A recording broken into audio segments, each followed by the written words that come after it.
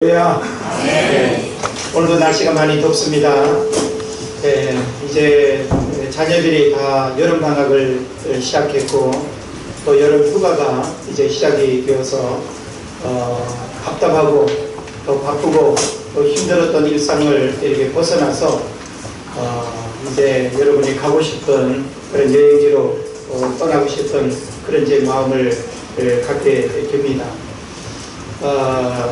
이런 이야기가 있습니다. 고속도로에서 이제 우리 믿는 그리스도인들이 이런 여름 휴가철을 맞이해서 이제 일상을 이렇게 벗어나게 될 때 우리가 좋아하는 음악을 즐겨 듣기도 합니다만은 저도 우리 그리스도인은 이런 그 찬양을 들으면서 이제 가야 되지 않을까 하는 이야기인데, 우리가 고속도로를 이제 달리게 되면 이 질주 본능이 있죠. 그래서 저도 딱지를 이렇게 끊기지 않는 그런 범위 안에서 한 번쯤은 쭉쭉 이렇게 시원스레 밟고 달리고 싶은 그런 마음을 이제 갖게 하는데요. 120km 정도 이렇게 달릴 때는 어떤 찬송을 불러야 되는가 하면 내 주를 가까이 하게 하는, 이걸 여러분이 부르라는 거예요. 그리고 이제 속도가 더 올라갑니다. 130km를 밟게 되면 갈 길을 밝히 보이시니, 그리고 140km로 올라가게 되면 하늘 가는 밝은 길이 내 앞에 있으니, 그리고 150km를 밟게 되면 천부여 의지 없어서 손들고 옵니다. 그리고 그 이상 밟는 분이 없겠지만 혹시라도 170 이상을 밟게 되면 나 이제 왔으니 내 집을 찾아, 이렇게 부르면 좋겠다고 하는데, 이렇게 부르고 가시지 않기를 바랍니다. 우리 집사님이 그럴 가능성이 있는데 조심하시고, 우리가 여름 휴가를 보내는 거 참 가족들과 함께 즐겁고 행복한 시간이지만 특히 안전에 유의해야 되고 또 사고 나지 않는 그런 즐거운 여행이 되어야 된다고 봅니다. 그런 면에서 여러분이 기도 많이 하시고 조급하게 이렇게 운전하지 마시고, 그리고 차분하게 여행 계획들을 세워서 여행이 정말 즐거운 쉼과 회복의 시간이 돼야지, 여행 갔다 와가지고 그냥 더 심각한 후유증으로 일상이 망가지고 무질서진다면 안 가느니 못한 그런 문제들이 될 겁니다. 이제 이번 주 다음 주 가장 무더운 또 여름철을 우리가 보내면서 아마 여름 휴가의 피크가 이렇게 되지 싶은데, 여러분 어디로 가든지 의미 있는 그런 시간 보냈으면 좋겠고요. 오늘 본문의 말씀을 중심으로 해서 과거를 묻지 마세요 라는 제목으로 같이 말씀을 나누려고 합니다. 구약 성경의 천문을 여는 창세기 1장은 우주 만물에 대한 하나님의 창조 기사로 시작이 되고 있습니다. 그래서 태초에 하나님이 천지를 창조하시니라. 우리 창세기 1장을 보면 하나님이 말씀으로 세상을 어떻게 창조하셨는지 6일간 그 창조하신 그 날들의 그 내용들과 또 마지막 날 하나님께서 안식하시고, 그리고 또 우리 인간을 만드신 그 모든 내용들을 보게 되면 참 신비롭고 오묘하고, 그리고 하나님이 친히 모든 우주 만물의 창조주가 되심을 우리가 분명하게 인식하게 되는 겁니다. 그런데 이제 구약 성경이 아니라 신약 성경을 우리가 다 펼치게 되면 신약 성경의 천문을 여는 마태복음 1장은 어떤 내용이니까 멸망받을 수밖에 없는 우리 인간을 재창조하기 위해서 이 땅에 오신 예수 그리스도의 족보로 시작이 되고 있습니다. 그래서 이스라엘 사람들은 족보와 혈통을 대단히 중요하게 여깁니다. 우리나라 사람들도 이 족보, 혈통을 아주 중요하게 여기는 그런 그 민족적인 공통점이 있기도 한데요. 자, 오늘 이 마태복음의 저자는 마태인데, 마태는 이 마태복음을 누굴 대상으로 썼는가 하면 유대인을 대상으로 썼습니다. 그러니까 이 유대인들은 민족주의가 강해요. 그리고 혈통을 아주 중요하게 여기는 사람들입니다. 그러니까 그들이 충분히 공감하고 어필할 수 있는 메시지가 되기 위해서는 바로 이 족보 이야기로부터 그들이 민족의식을 가지면서 어떤 그 자부심을 느낄 수 있도록, 그리고 또 혈통을 중요시 여기는 그들에게 있어서 예수 그리스도의 이 계보, 족보 이야기를 이렇게 펼쳐 보임으로 인해서 그런 어떤 그 혈통적 자부심을 갖도록 하기 위한 이런 목적이 있다라고 하는 사실을 알아야 됩니다. 우리가 성경을 이제 이렇게 읽으려고 할 때 마태복음을 읽기 시작하면 참 재미없죠. 그냥 이름도 낯설고 또 뭐 낳고 이건 무슨 뭐 그냥 산부니까 그냥 이야기하는 것 같고 되게 이게 재미없는 그런 일장으로 우리가 생각해 볼 수 있는데요. 사실은 이 일장 속에 굉장히 중요한 메시지가 담겨 있다라고 하는 사실을 오늘 여러분이 알게 될 겁니다. 저자 마태가 오늘 본서의 초두에 예수 그리스도를 소개하면서 굳이 아브라함의 후손이요 다윗의 후손이라고 지적한 데에는 이유가 있습니다. 그래서 마태가 이 유대인을 대상으로 본서를 기록했다라고 하는 거기에서 이제 그 이유를 찾아볼 수 있는데, 당시 유대인들은 구약 성경에 정통해 있었고 또 구약 성경에서 예언하고 있는 메시아를 대망하고 있었습니다. 그리고 오실 메시아에 대한 기대감이 이렇게 있었기 때문에 그들은 언제 메시아가 올 건지, 선지자를 통한 그 메시아가 언제 나타날 건지 이런 기대감이 굉장히 컸었죠. 그래서 일찍이 하나님은 아브라함에게 축복하시면서 창세기 22장 18절을 보면 어떤 말씀을 하셨는가 하면 내 씨로 말미암아 친히 내 씨로 말미암아 천하 만민이 복을 얻으리라. 그래서 이 메시지는 결국은 예수 그리스도에게로 이어지는 굉장히 구속사적 흐름에서 하나님이 한 민족을 어떻게 형성하고 하나님의 구원 역사를 어떻게 펼쳐가는가라고 하는 사실을 우리에게 말해주고 있는 겁니다. 그리고 다윗에게는 사무엘하 7장 12절로 16절을 보게 되면 내 몸에서 날 자식을 내 뒤에 세워서 그 나라를 경복케 하리라. 그리고 내 위가 영원히 경고하리라 라고 하는 말씀을 하고 있거든요. 그러니까 다윗은 한 시대에 태어나서 죽을 수밖에 없는 인생임에도 불구하고 다윗에게 하나님의 이런 약속을 하신다라고 하는 것은 다윗이라고 하는 이 가문과 혈통, 그리고 아브라함으로부터 시작된 이 가문과 혈통이 또 다윗을 이어서 어떻게 펼쳐질 것이다라고 하는 사실을 말해주는 거예요.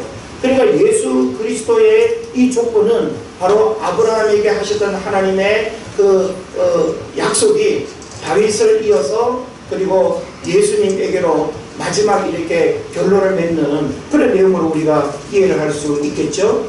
그래서 아브라함은 택함받은 백성 이스라엘의 시조가 되겠고, 다윗은 이스라엘의 왕통을 확립한 자로서 유대인의 자랑스러운 조상들이 된 것입니다. 그런데 그들에게 예언된 후손이 다름 아닌 예수 그리스도라는 사실을 지적함으로써 마태는 예수 그리스도의 메시아 되심을 증명하고자 한 것입니다. 그러니까 예수님이 하나님의 아들로 이 땅에 오셨는데 하나님의 아들로 오셨다라고 하는 여기에는 근거와 증거가 있어야 되잖아요. 그리고 하나님의 아들이 이 땅에 오셨다라고 하는 것은 특별한 어떤 그 신분과 혈통을 이야기할 수밖에 없는데, 그것을 이제 아브라함으로부터 그리고 다윗을 관통하는 그 혈통을 통해서 예수님이 오셨다라고 하는 사실을 유대인들에게 어필하게 되면 복음을 받아들이는 입장에서 유대인들에게 굉장히 아주 매력이 있는 그런 메시지가 된다라고 하는 사실이죠. 그래서 사람은 이 가문과 혈통을 아주 중요하게 여기는데 그 이유가 뭘까요? 우리가 어떤 가문과 혈통 속에 어떤 인물이 있는가라고 하는 과거적 어떤 인물들을 우리는 생각하면서 그런 혈통 속에 내가 태어났다는 그런 자부심을 갖게 되는 거죠. 내가 아브라함의 자손이고 다윗의 혈통 속에서 태어났다라고 하는 이것은 얼마나 큰 자부심이 되겠어요. 그런 면에서 이 유대인들은 예수 그리스도의 혈통을 바로 그런 어떤 흐름 속에서 이해를 이제 하게 된다라고 하는 사실입니다. 그 다음에 이제 이 마태는 하나님은 이스라엘의 오랜 역사 속에서도 그리스도를 탄생시키기 위해서 하나님의 그 구속 섭리를 계속 진행시킴으로써 그 당신의 언약을 지키셨다는 사실을 증명하기 위해서 예수 그리스도를 아브라함과 다윗의 후손이라고 이렇게 기록을 하고 있는 겁니다. 그래서 이스라엘 사람들에게 있어서 아브라함과 다윗이라고 하는 이 인물은 굉장히 아주 그 수많은 인물들 중에서 가장 핵심적인 이름이 되는 거예요. 아브라함은 그들의 어떤 그 민족을 형성하는 데 있어서 시조가 되는 인물이죠. 우리나라 뭐 당군 할아버지가 우리 한민족을 이야기할 때 그 시조가 되는 것처럼 유대인들에게서는 아브라함으로부터 시작되는 그 민족적인 그 흐름에 이제 중심적인 인물이 되는 거죠. 또 다윗은 그들 역사에 있어서 가장 강성 대국을 이루었던 그 중심에 바로 다윗이 있는 거예요. 그래서 오늘날도 유대인들은 다윗 시대를 갈망하고 있고 다윗 시대의 회복을 갈망하고 있습니다. 그래서 우리가 이 역사서를 보게 되면 다윗 시대에 어떤 나라도 전쟁을 일으키지 못하고 그야말로 태평성대를 이루었던 그 시대가 다윗 시대였거든요.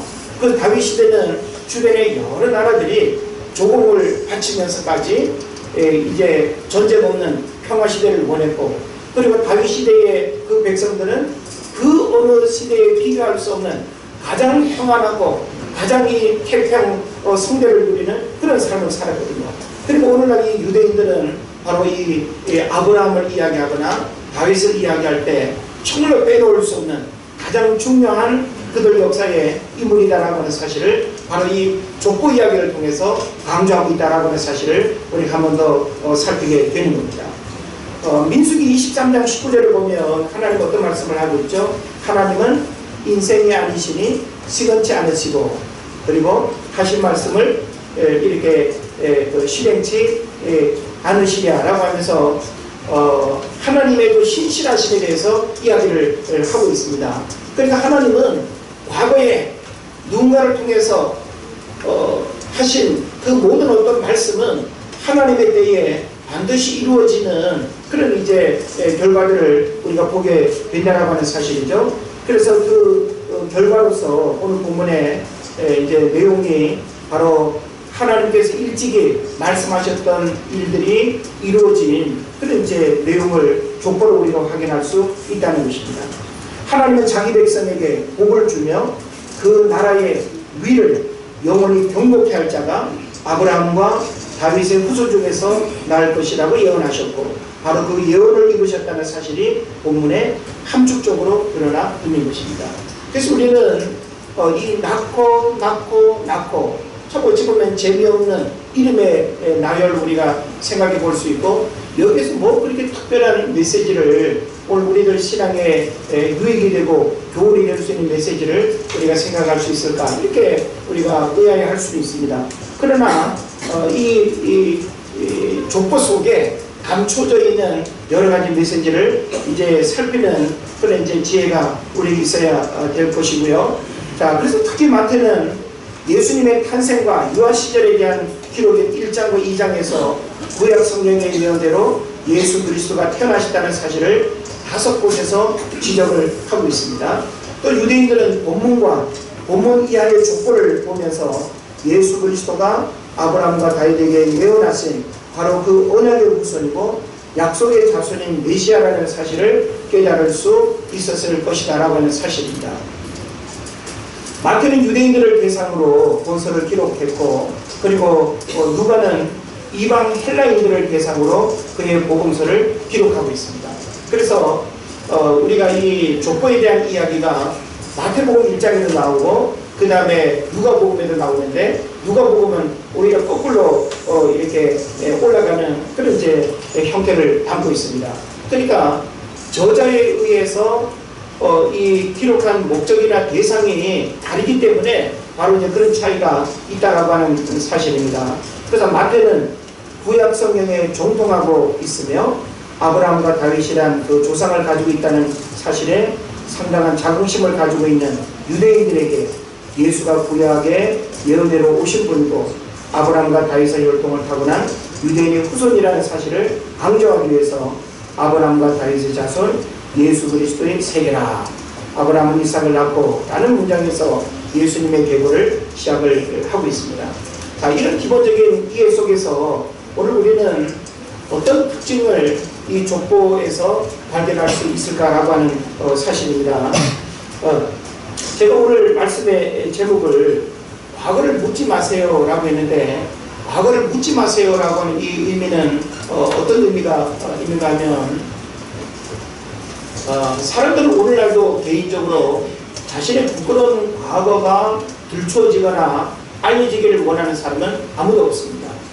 흔히 우리가 주홍 글씨로 표현되어지는 어떤 문제가 있다라고 할 때 그것을 다양한 방법으로 세탁하고 위장하고 바꾸고 없애기를 원하는 그런 마음들을 다 갖죠. 그러다 보니까 자기 어떤 사업에, 장래에, 혹은 성공에, 행복에 방해가 되는 어떤 요소가 있다고 한다면 과거에 대한 어떤 부끄러운 흔적들을 지우고 싶던 그런 마음들을 인지상정으로 사람들이 갖는다라고 하는 사실을 우리가 이해할 수 있죠.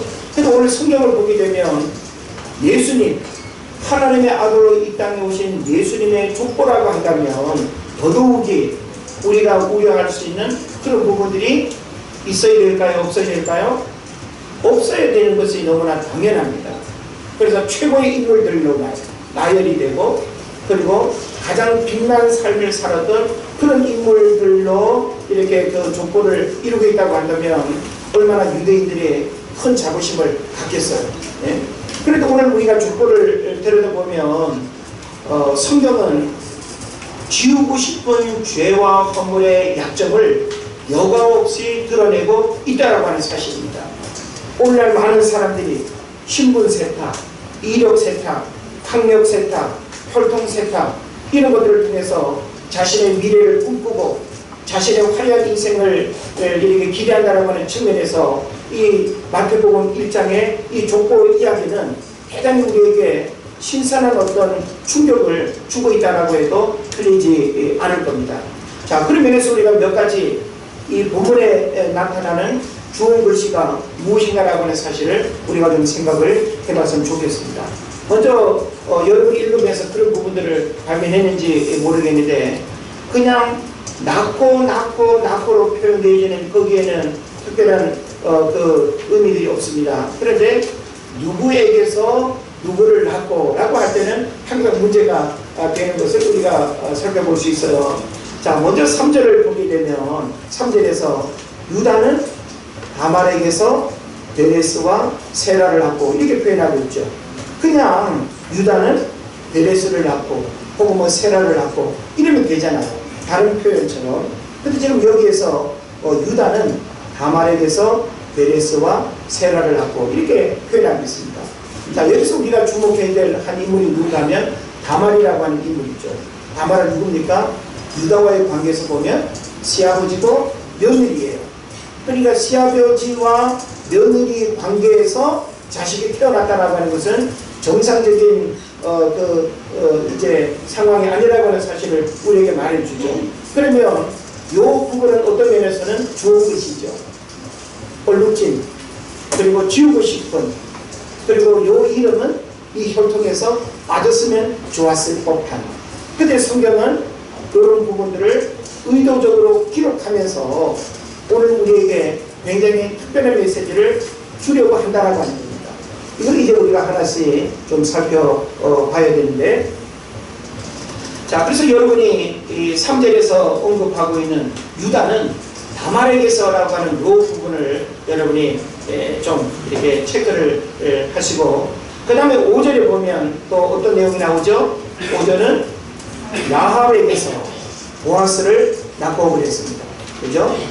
자, 살몬은 라합에게서 보아스를 낳고, 원래 다른 그 사본에는요, 요 라합 앞에 기생이라고 하는 요 단어가 들어가 있기도 합니다. 자, 근데 라합이라고 이렇게 표현을 했지만 라합이라고 하는 인물이 누구인지를 이렇게 바꿀 수가 없죠. 그러니까 이 라합은 여리고 성에서 기생으로 표현되어지는 그런 인물이었습니다. 그리고 어찌 보면 부정한 여인이죠. 과거가 부끄러운 사람이고 흔히 우리가 이야기하는 과거를 가진 사람, 이렇게 우리가 볼 수 있습니다. 그런데 성경은 그런 인물들을 여기에서도 또 기록하고 있다라고 하는 사실이죠. 아니 이런 인물들이 왜 예수님의 그 혈통과 족보 속에 기록이 되느냐라고 하는 거예요. 그리고 얼마든지 저자 마태가 빼버리고 기록을 안 해도 예수님의 그 족보와 혈통을 이렇게 미화하는 데 있어서 전혀 문제가 없음에도 불구하고 굳이 왜 이런 인물들을 넣느냐라고 하는 사실에 우리가 주목을 해야 되는 겁니다. 그 다음에 또 5절에 보면 보아스는 룻에게서 오벳을 낳고 그랬습니다. 자, 이스라엘 혈통을 중요하죠. 혈통을 중요하다라고 하는 말은 이 히브리 혈통, 유대인이라고 하는 그 혈통을 아주 중요하게 여기는데 지금 이 룻 같은 경우에는 모압 여인입니다. 이방 여인이죠. 그러니까 외국인인 이 모압 여인 룻이 족보에 들어온다라고 하는 것도 사실은 좀 이렇게 어울리지 않는, 그래서 이런 인물들은 굳이 포함시키지 않아도 문제 없을 법한데 역시 이 이름도 예수님의 족보 속에 포함을 시킨다라고 하는, 여기 이제 우리가 주목을 해야 되는 것입니다. 자, 그 다음에 또 6절에도 나와 있죠. 6절에는 어떤 내용이 있을까요? 다윗은 우리아의 아내에게서 솔로몬을 낳고 그랬습니다. 자, 그냥 다윗은 바세바에게서 솔로몬을 낳고 이렇게 해도 되고, 아니면 다윗은 솔로몬을 낳고 이렇게 해도 전혀 문제가 없잖아요. 근데 성경은 바로 우리아의 아내에게서 솔로몬을 낳고 라고 하면서 왜 이렇게 표현했을까? 바세바라고 하는 이름은 지금 들어가 있지 않은데 우리아의 아내라고 하는 이 이름을 언급한 이유는 뭘까요? 그것은 바로 남편이 있었음을 강조하기 위해서입니다. 그리고 다윗과 우리아를 비교하기 위한 의도가 또 담겨져 있다고 볼 수 있는데, 우리아는 다윗에 대한 충성으로 굳게 의를 지킨 다윗의 신하였지만 다윗은 그런 그의 아내와 간음을 행하고 그를 죽이기까지 한 불의한 왕이었다는 대조적 사실이 이 표현 속에 담겨져 있는 거예요. 그러니까 참 이 저자는 단순한 어떤 고발 차원이 아니라 이런 내용까지 예수님의 족보 속에 이런 이야기를 삽입시킴으로 인해서 뭘 드러내고 뭘 강조하고 어떤 메시지를 전하기를 원하는가라고 하는 이 저자의 의도를 아는 것이 아주 중요하다는 것입니다. 그래서 지금 이런 여러 가지, 흔히 우리가 지금 이 주홍 글씨로 표현되어지는 왜 그런 것들을 이 예수님의 그 위대한 구원자로 이 땅에 오신 예수님의 족보 속에 이런 그 얼룩들을 남겼는가라고 하는 사실에 우리가 좀 고민할 수밖에 없는 겁니다. 자, 이 정도 이야기로 그칠까요? 오늘 우리가 16절까지 읽었는데 아마 많은 사람들이 그냥 인물로만 이런 부분들을 여러분이 어느 정도 이렇게 이해하고 찾아냈을 거예요. 근데 제가 성경을 또 주목하면서 11절과 12절에서 여러분이 예수님의 족보 속에 굳이 왜 이런 표현을 담았을까라고 하는 부분들이 있는데 여러분 찾아낼 수 있을까요? 11절에서 바벨론으로 사로잡혀갈 때에 요시아는 여고냐와 그의 형제들을 낳으리라 그랬습니다. 뭐가 문제가 될까요? 예수님의 족보 속에 굳이 담지 않아도 될 표현을 하고 있는데 그 바로 뭔가 하면 바벨론으로 사로잡혀 갈 때예요. 이건 민족적인 뭐예요? 아픔이죠. 부끄러운 과거이고 고통스러운 과거입니다. 힘이 없어가지고 나라가 망하고 민족이 죽임을 당하고 바벨론의 포로로 잡혀가고 70년이라고 하는 긴 시간 동안 나라 잃어버린 그 소름 속에 살았는데 굳이 바벨론으로 사로잡혀 갈 때예요. 내가 뭐 한데 누구를 때리고 뭐 어느 나라를 공격해가지고 정복의 어떤 승리를 이야기하는 거는 참 자랑일 수 있지만 내가 한 대 맞은 거, 상처 난 거, 그리고 쓰이고 고통스러운 그런 부분들을 굳이 강조할 이유가 있겠느냐라고 하는 사실이죠. 그런데 성경은 그것까지도 기록하고 있다. 그리고 12절에서는 또 뭡니까? 역시 바벨론으로 사로잡혀간 후에, 사로잡혀 갈 때라고 하는 것은 어떤 초기의 상황을 이야기하겠죠. 초기 상황에 전쟁의 그 참혹함의 어떤 문제들. 그런데 사로잡혀간 후에는 뭘까요? 그 이후에 그들이 살아갔을 고통스러운 현실의 밑바닥, 예? 노예처럼 살았을 그 삶의 가장 고통스러운 현실, 이런 것들을 다 들춰내고 있다고 하는 사실입니다. 그래서 지금 오늘 우리는 이 마태복음 1장 1절 16절까지 해서 여러 구절에서 예수님의 족보 속에 왜 굳이 이런 부끄러운 과거 이야기를 담아내는가, 이걸 통해서 오늘 우리에게 성경 저자는 뭘 말씀하기를 원하는가, 이걸 우리가 오늘 결론적으로 한 가지씩 좀 살펴보려고 합니다. 한 가지는 뭔가 하면 하나님의 섭리는 묘하다라고 하는 사실입니다. 우리가 하나님의 섭리를 쉽게 이해할 수 있을까요? 우리 개인의 삶 가운데 일어나는, 내가 과거에 누구를 만났고 어떤 일이 있었고 어떤 과정 속에서 여기까지 살아온 그 모든 일들을 우리가 그 순간순간 그 일들을 경험할 때 여러분 다 이해할 수 있었어요? 우리는 내가 원치 않은 고난과 어려움을 당할 때 왜 하나님 나에게 이런 일이, 왜 내 이 사람을 만나야 했습니까? 왜 내가 이런 일을 겪어야 합니까? 라고 하는 수많은 질문과 고통 속에서 도저히 하나님의 그 섭리를 이해할 수 없다고 항변할 때가 많았습니다. 그러나 시간이 지나고 나면 지나온 모든 시간을 하나님의 관점에서 바라보게 되고 하나님의 눈으로 나의 과거의 시간들을 돌아보게 될 때 그것이 하나님의 섭리입니다.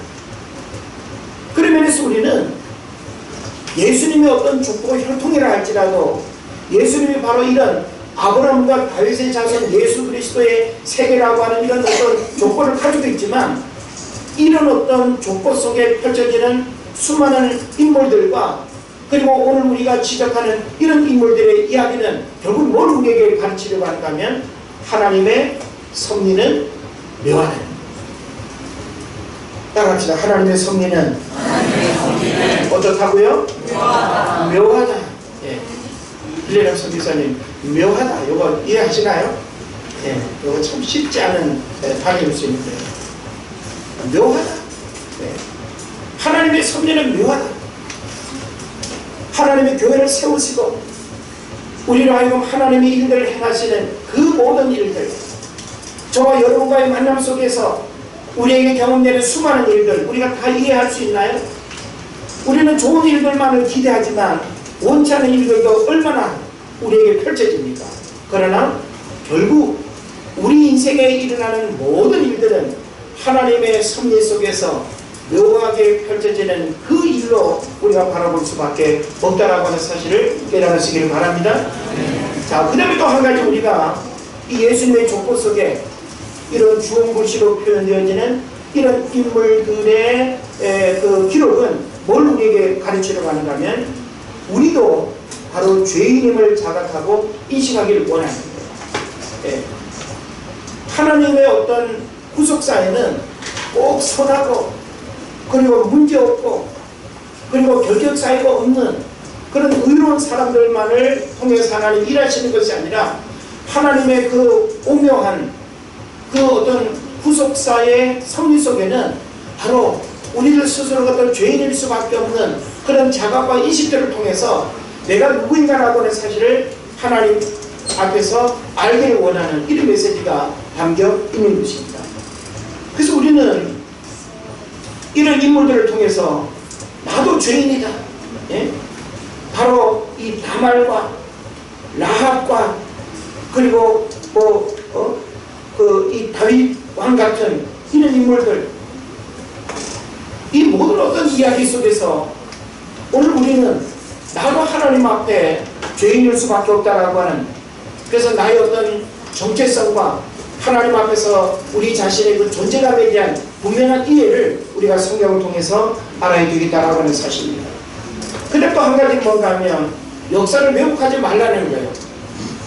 우리는 과거에 감출 수 없는 어떤 역사를 자꾸 이렇게 왜곡하고 감추고 그걸 빼버리고, 그러면서 최고의 것들만 이렇게 미화해서 오늘 나의 나됨을 아주 가장 멋지게 포장하고 표현하기를 원하는, 그래서 가문을 더 그냥 이렇게 자랑하고 싶어하는 그런 마음을 가는 경우들도 분명히 있습니다.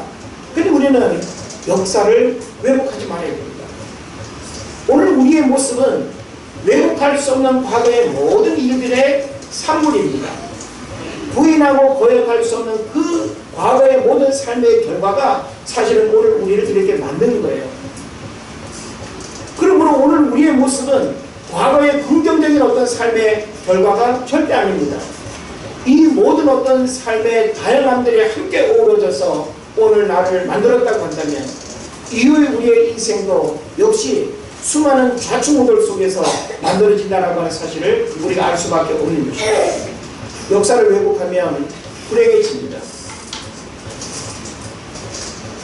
국가 간의 어떤 역사를 우리가 보더라도 역사를 왜곡하면 우리는 역사를 통해서 올바르게 배워야 할 역사의 어떤 진실이 가려지고 역사의 그 팩트를 왜곡하게 되면 우리는 거기에서 얻을 수 있는 올바른 교훈을 얻지 못하는 것입니다.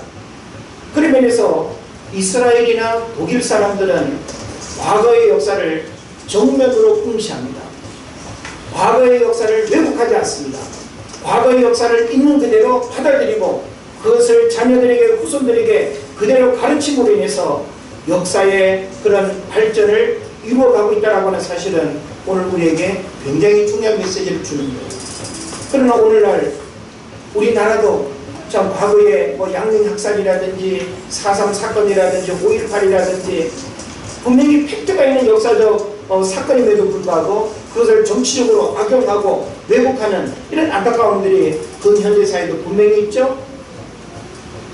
그리고 우리는 일본 사람들이 독도를 끊임없이 자기네 땅이라고 속이고 있고 거기 어떤 중시적 음모들이 있는지 우리는 알 수가 없지만은 이런 어떤 갈등의 문제들 중국은 뭘 주장합니까?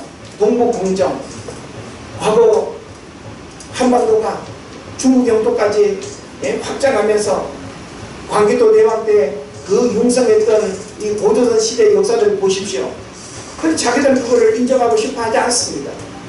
그걸 인정하게 되면 거기에서도 펼쳐질 수 있는 장래하는 어떤 갈등의 그런 문제들이 있을 수도 있겠죠.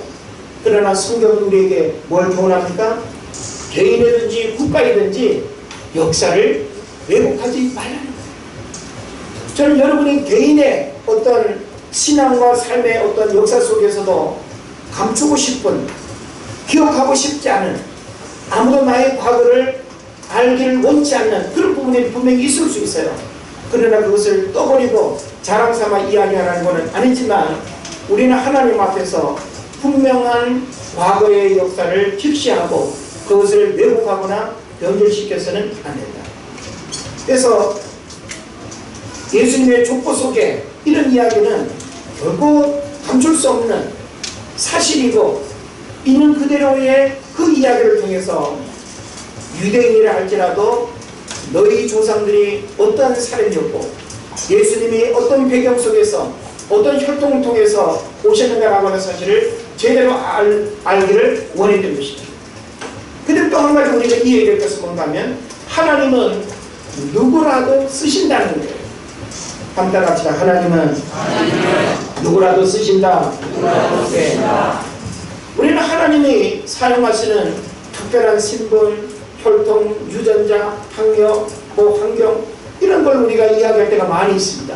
그러나 하나님은요 약한 자를 들어 강한 자를 부끄럽게 하시고 우둔한 자를 들어서 지혜로운 자를 부끄럽게 하시는 분이 하나님이심을 믿으시기를 바랍니다.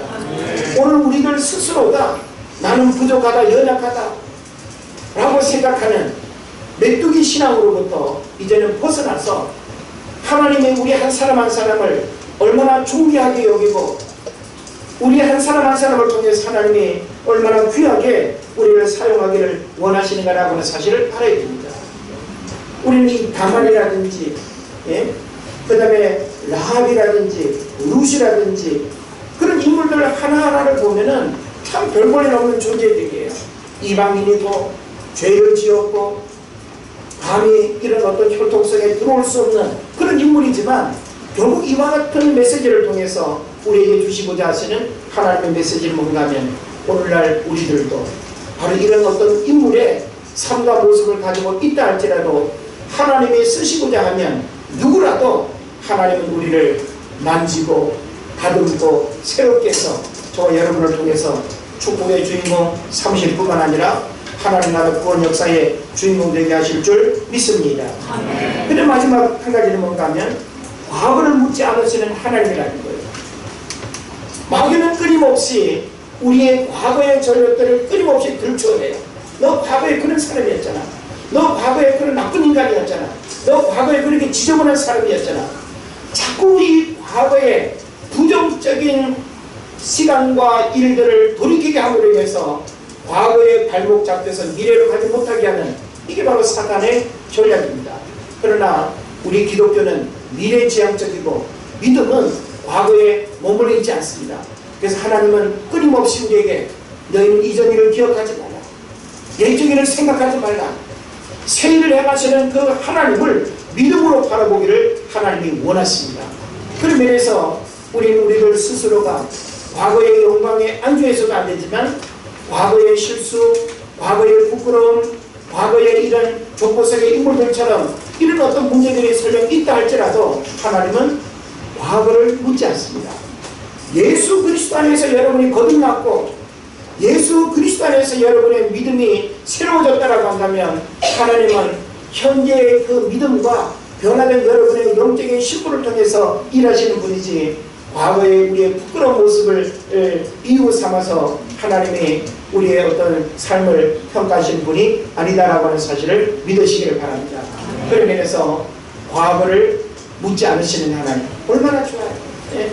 사람들은 그냥 끊임없이 과거를 이야기할 때가 얼마나 많아요. 예? 저도 부부싸움 할 때 그냥 지금도 현재 이야기하면 좋겠는데 자꾸 뭐 과거에 뭐 이랬니 저랬니 그냥 뭔가 좀 불리하면 그냥 과거의 이야기 끄집어내가지고 더 힘 못 쓰게 그냥 저를 하는데 좀 부부싸움 좀 고상하게 했으면 좋겠어요. 예? 우리는 과거의 어떤 이야기를 자꾸 끄집어내서 과거로 하여금 우리의 어떤 삶을 위축시키지 않았으면 좋겠어요. 하나님은 과거를 묻지 않는데 왜 자꾸 우리는 과거로 사람을 평가합니까? 과거를 묻지 않는 그 하나님 앞에 우리의 신앙을 다시금 고백하고, 그리고 예수 그리스도의 이 마태복음 1장에서의 이 혈통은 단순한 이름의 나열이 아니라 이와 같은 일들을 통해서 오늘 우리가 들어야 할 메시지가 무엇인가를 깨닫게 하는 중요한 의미가 있다는 사실을 여러분 믿으시고, 여러분 오늘날 이 시대 귀하게 쓰임받는 하나님의 일꾼이 될 뿐만 아니라 여러분을 통해서 믿음의 혈통을 만들어가는 영적 축복의 주인공 되시기를 주 이름으로 축원을 드립니다. 기도합시다.